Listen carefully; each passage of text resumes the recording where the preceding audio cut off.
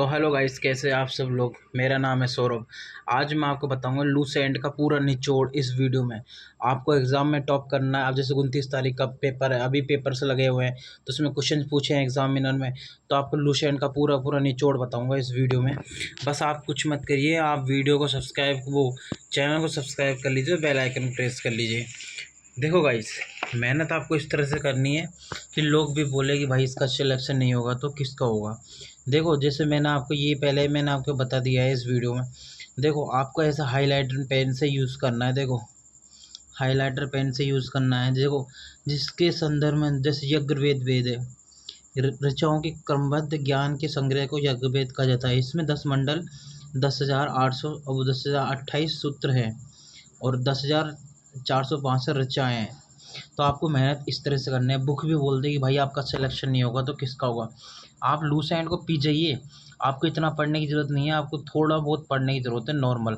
आपको सिर्फ एग्ज़ाम निकालना है, ना कि ये पूरा ज्ञान बर्ताव करना है पूरा सा।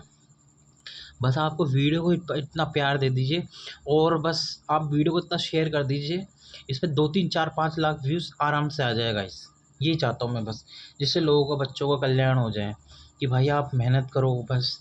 अब जैसे चीनी लेखक है, आपको देखो मैंने हाईलाइट कर रखा है इसको पूरे को। अब कोई भी देखेगा, इतना सारा देखने की ज़रूरत नहीं है, आपको इतना सा पढ़ना है। चीनी लेखक है, कौन नहीं आता, फारियान था। ये चीनी यात्री गुप्त नरेश चंद्रगुप्त द्वितीय के दरबार में आया था। ठीक है, हमको इतना ही पढ़ना है बस। ठीक है, और पढ़ना हो आपको डिटेल्स के लिए तो नॉलेज के लिए आप पढ़ सकते हो।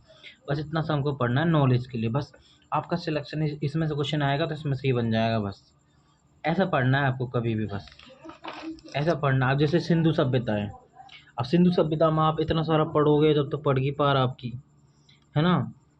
तब सिंधु सभ्यता, रेडियो कार्बन C14 जैसे नवीन विश्लेषण पद्धति के द्वारा सिंधु सभ्यता की सर्वमान्य तिथि 2400 ईसा पूर्व में 1700 ईसा पूर्व मानी गई। ठीक है, इतना सा आपको देखना है बस। अब सिंधु सभ्यता की खोज के बारे में पढ़ना है। सिंधु सभ्यता की खोज 1921 में राय बहादुर यानी दयाराम साहनी, आप ये भी लिख सकते हो, दयाराम साहनी ने की थी। सिंधु सभ्यता की आद्य ऐतिहासिक अथवा कांस्य युग में रखा जा सकता है। इस सभ्यता के मुख्य निवासी द्रविड़ और भूसागरीय थे। ये आपको पढ़ना है इतना सा। और आप देखो, इतना सा पढ़ा, आपका क्वेश्चन बना, आपने 2 चीज़ लिखी और आपका सिलेक्शन पूरा। ऐसा आपको पढ़ना है। देखो गाइस, ये नहीं कि आप एक साथ पढ़ो और वो सब पढ़ो, इतना आप पढ़ो, नहीं नहीं नहीं, आपको इतना सा ही पढ़ना है, बस आपका सिलेक्शन है।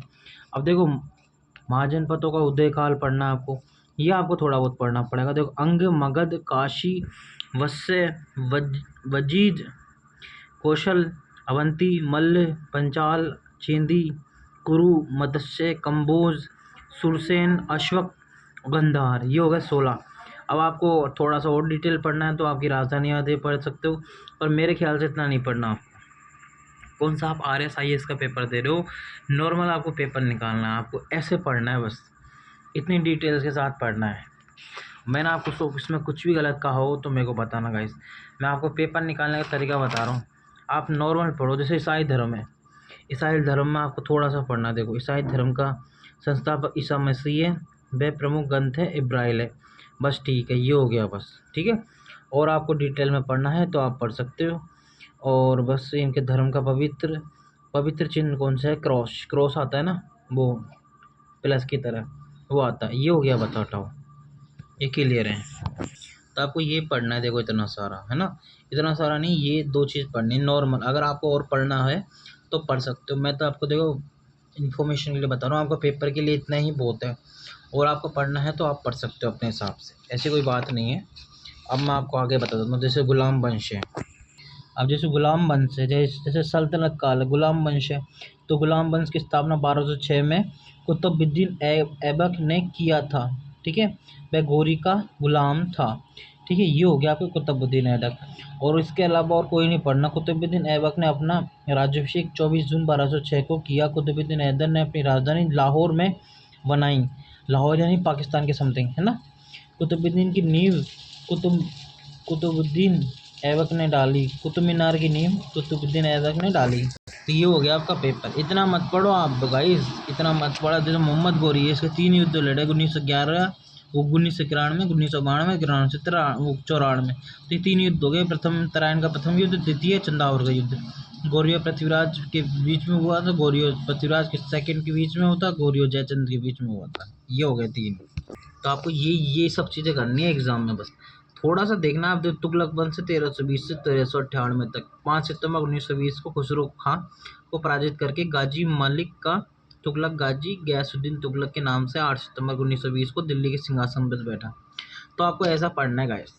आई थिंक आपको कुछ भी इसमें समझ में आया हो तो बता देना। मेहनत ऐसी करो तो घर वाले ही बोल दे भाई इसका सिलेक्शन नहीं होगा तो किसका होगा। आप जिसके लिए भी मेहनत कर रहे हो, अपने माँ बाप के लिए, आपके परिवारजनों के लिए, भाई के लिए, मेहनत के लिए, बहन के लिए, या फिर जिसके लिए मेहनत कर रहे हो, तो वो भी फ़ख्र से बोले कि भाई यार इन्होंने मेहनत करी तो अच्छी करी। आप गरीब हो कोई बात नहीं, अगर आप गरीब हो तो आप ऐसी मेहनत करिए गरीबी में ना दोबारा पैदा हो। अपने घर वालों को अच्छी मौज सचना सुकून दीजिए गाइस। अगर आपको मेरी इस वीडियो में कुछ भी आपको सीखने को थोड़ा सा मोटिवेशन मिला हो तो इस वीडियो को दोस्तों गाइस शेयर कर देना, और 5-6 लाख व्यूज़ इसमें गाइस आ जाएँ, इतनी कृपा करना दोस्तों। बस 5 से 6 लाख व्यूज़ आप वीडियो को शेयर करना, वीडियो में अच्छा रिस्पॉन्स दिखाना गाइस। तो थैंक यू, मिलते हैं इसी नेक्स्ट और वीडियो में। Bye bye.